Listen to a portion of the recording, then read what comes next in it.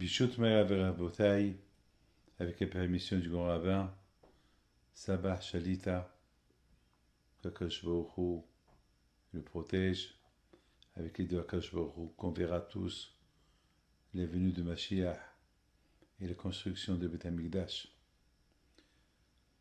Nous sommes la veille du Tisha B'Av, et comme vous voyez, dans le monde entier, on s'assoit par terre, on pleure la maison d'Hachem qui a été détruite.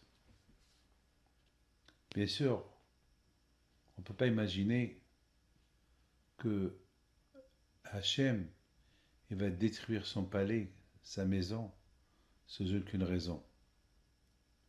Il y avait une raison.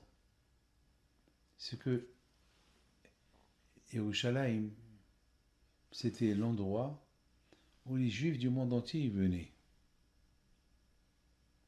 Il y avait là-bas, le jour de Kippour,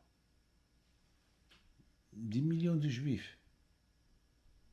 Et pendant que le Kohen Gadol, il fait la prière pour que Akadosh pardonne les fautes des Bnei Israël, lorsqu'il disait le nom d'Hachem, tous les Juifs ils se prosternaient. Vous savez c'est quoi se prosterner par terre? Ça prend quelques mètres carrés. Il y avait des millions. Et aucun Juif n'a dit, il n'y a pas de place. Et le premier temple, et au deuxième temple, il y avait des miracles. Et aujourd'hui, on n'a pas. Aujourd'hui, il n'y a pas une place où on va se réunir. À l'époque, les Juifs venaient de tous les coins du monde pour fêter Sukkot, Shavuot et Pessah. Ils apportaient les bikurim, ils apportaient les prémices de leur terre pour dire merci à Hachem. Baruch Hachem, Akadosh Baruch Hu nous fait vivre. Et il nous donne ce qu'on veut. On dit merci à Hachem. C'est pas pareil lorsque tu dis à Hachem, chez lui à la maison. Là où, à Baït Lachini chez moi Alav, la Beth Amikdash c'était la maison de Akadosh Baruch Hu. C'était sa maison. On venait chez lui à la maison. Et vous savez, chez lui à la maison, ce qu'il y avait? Il y avait des miracles. Nous, chez nous à la maison, tout est régulier. Il n'y a pas de miracle. Mais au Beth Amikdash, il y avait des miracles. Parce que c'est la maison d'Hachem. Vous savez, il y avait des tonnes des cendres, des sacrifices. Il y avait des milliers de sacrifices chaque jour qu'on brûlait. Où ils prenaient les cendres et les mettaient par terre. Et la terre, elle s'ouvre, elle les avale. C'est de la folie. Vous savez, le feu qu'il y avait avec quoi on brûlait les sacrifices, c'est un grand feu. Ça faisait monter le hachan. Il y avait une fumée. Et cette fumée, elle montait directement au ciel. Même s'il y avait des vents, le vent, il ne va pas faire bouger la fumée. Un miracle. Un miracle. Il y avait là-bas, parfois, les Kohanim qui faisaient les sacrifices, ils se noyaient leurs pieds dans le sang des sacrifices. Et vous savez que le sang du sacrifice est pourri. Parfois, il peut y avoir un morceau de viande qui va être perdu quelque part. Et vous le trouvez peut-être 6 mois plus tard. Il n'a pas pourri. Un miracle. Jamais on a vu un scorpion, un serpent, aux alentours de Beth Amikdash. Parfois il fait chaud, il y a les scorpions qui sortent, pas Yerushalayim. Il y avait la fumée de la grillade. Aucune femme n'a avorté parce qu'elle avait envie de manger la grillade. Des miracles. Et tous ces, vous savez, n'oubliez pas, on n'a pas le droit d'allumer le feu Shabbat. Mais au Beth Amikdash, le Shabbat, les Kohanim, ils vont faire la Shechita, ils vont faire ce qu'on n'a pas le droit de faire chez nous. Au Beth Amikdash, ils peuvent le faire. Comment? Parce que la maison d'Hachem, elle est spéciale. C'est la maison d'Hachem. Tout est permis. Regardez le Kohen Gadol, à Kippour. Il va brûler la Kétoret. On n'a pas le droit de brûler, on n'a pas le droit d'allumer le feu. À Shabbat et Kippour. On ne peut pas. Le Kohen Gadol lui faisait. Il faisait la Kétoret. C'est la maison d'Hachem. Beaucoup des fois, on va oublier. Il ne va pas avoir assez de l'huile dans la menorah. Et la menorah est restée allumée. Il y avait le miracle. Il y avait une lumière dans le Beth Amikdash. C'est la maison d'Hachem. Tout ça, on ne l'a pas aujourd'hui.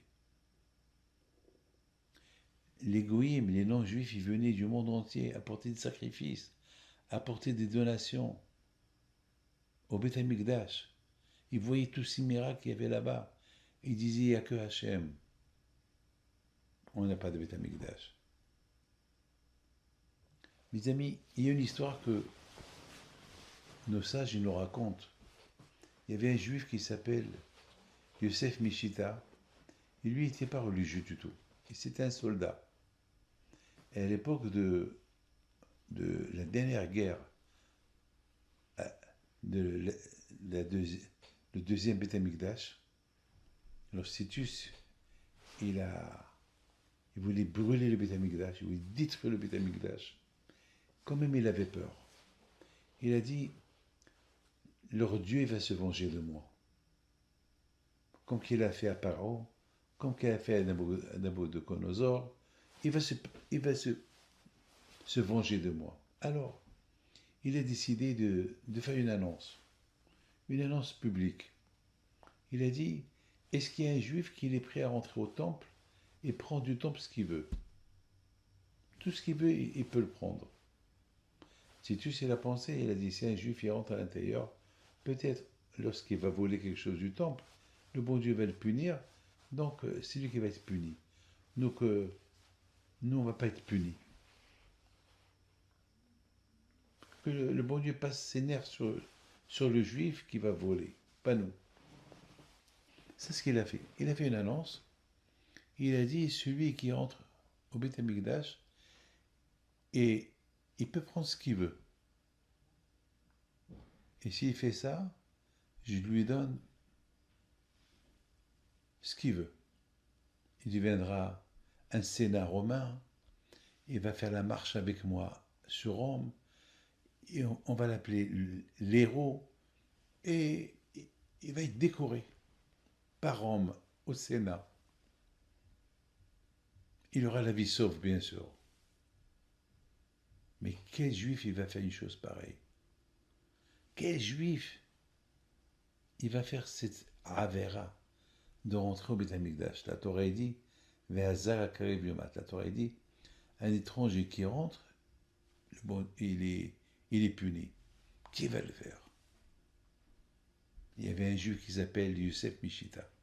Il a dit, moi je rentre. Mais à la condition que tu tiens ta promesse. Titus, il a dit, bien sûr, je tiens ma promesse. Yosef Mishita, il rentre.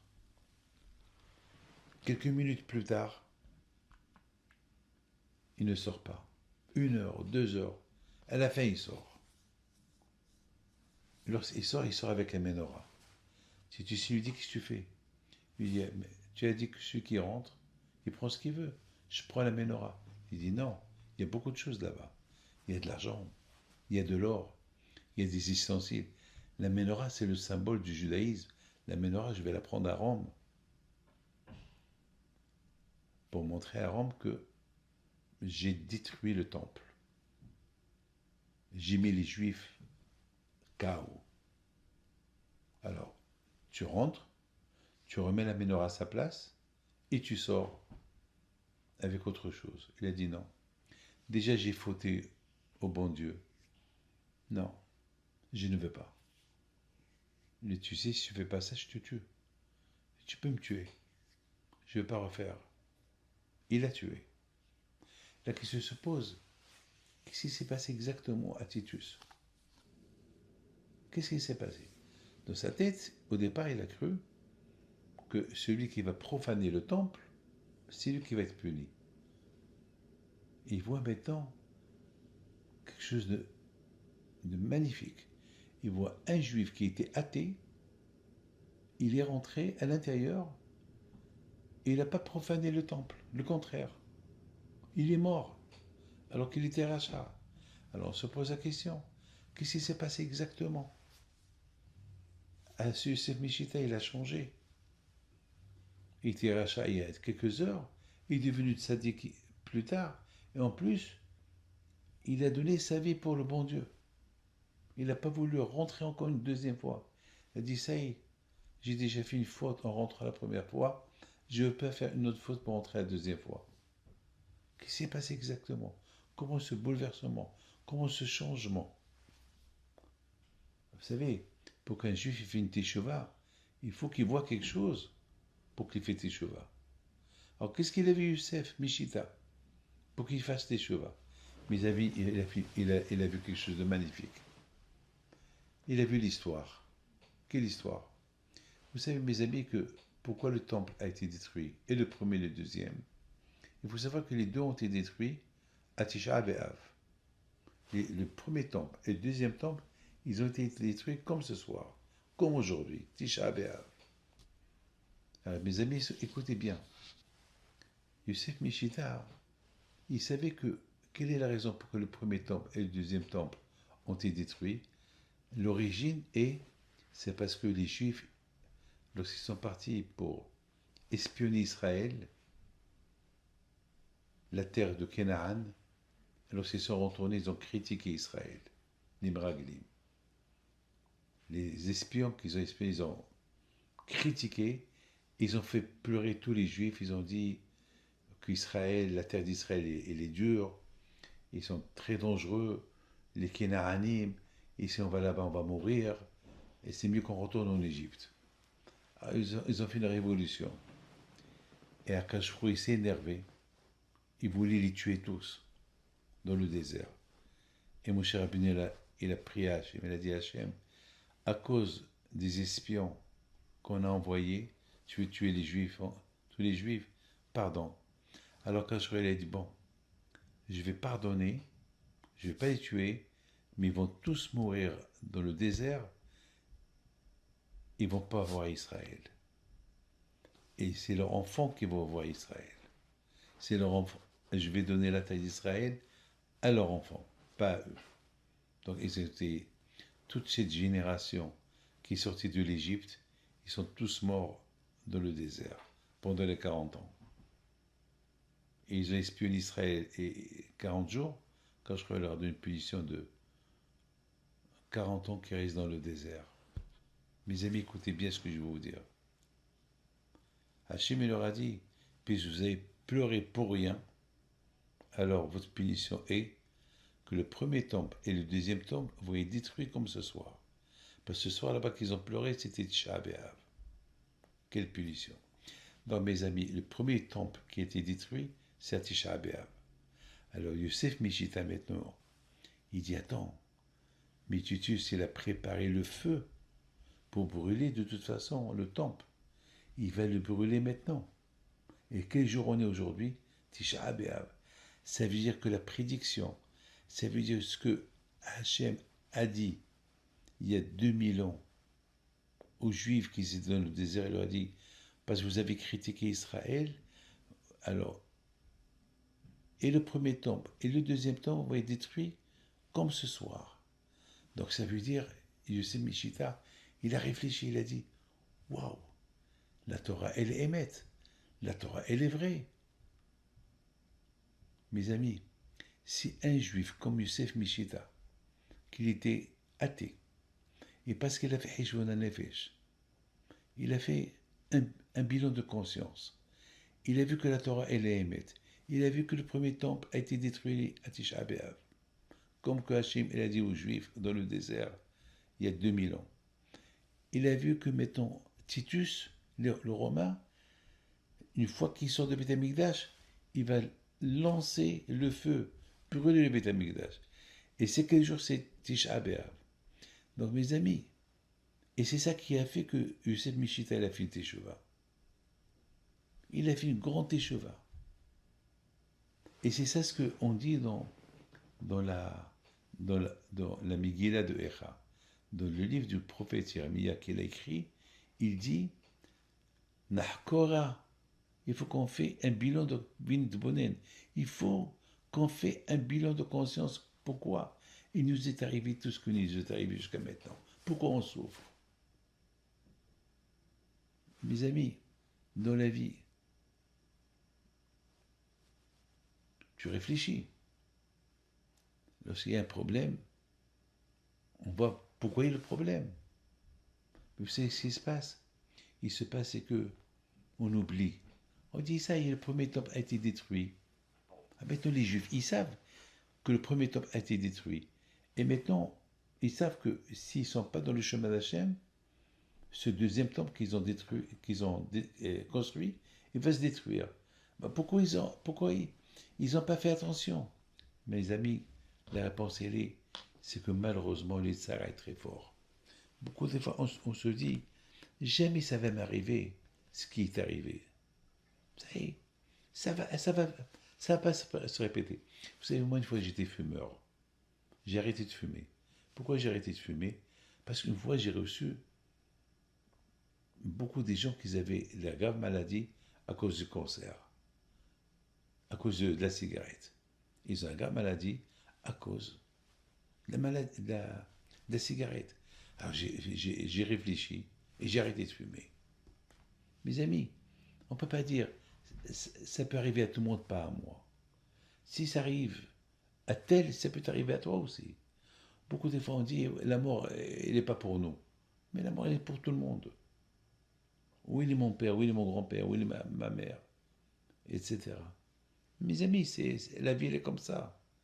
C'est Hachem, il a dit que il va avoir le premier Beth Amikdash et le deuxième Beth Amikdash. Il fallait faire attention. Une fois qu'on a vu le premier Beth Amikdash détruit à Tisha B'Av, et maintenant on a construit le deuxième, il faut qu'on fasse attention pour ne pas qu'il se détruise. Mais ils n'ont pas fait attention. Ils ont cru non, jamais il va se détruire. Effectivement, voilà le moment divineux. À Tisha B'Av, encore comme le premier Beth Amikdash. C'est ce qu'il a réfléchi, Yosef Mishita. C'est ce qu'il a poussé Yosef Mishita à faire une Teshuvah. Qui l'a poussé à faire une Teshuvah? C'est cette réflexion. C'était de boninotes. La prise de conscience. Un bilan de conscience. Lorsqu'on fait un bilan de conscience, on se réveille. Mes amis, Tisha B'Av, c'est le jour que chacun de nous, il doit réfléchir. Pourquoi le Beth Amikdash a été détruit? Pourquoi on est en exil? Quelle est la raison? C'est parce que le Beth Amikdash a été détruit à cause des fautes que eux ils ont fait. Alors eux ils ont fait les fautes, et le Beth Amikdash a été détruit. Alors c'est pas notre faute, c'est de leur faute. Mais maintenant notre faute à nous, c'est pourquoi le Beth Amikdash n'est pas construit. C'est parce que nous on suit l'exemple à eux. Et puisqu'on suit l'exemple à eux, c'est quelque part c'est à cause de nous que le Beth Amikdash n'a pas été construit. Et on dit chaque jour que le Beth Amikdash n'est pas construit, comme si nous on l'a détruit. Que le bon Dieu fasse que ce soit un jour de construction, ce jour va devenir un jour de fête, et qu'on verra Mashiach, Amen, Kerason. Que Hachem vous protège, Amen.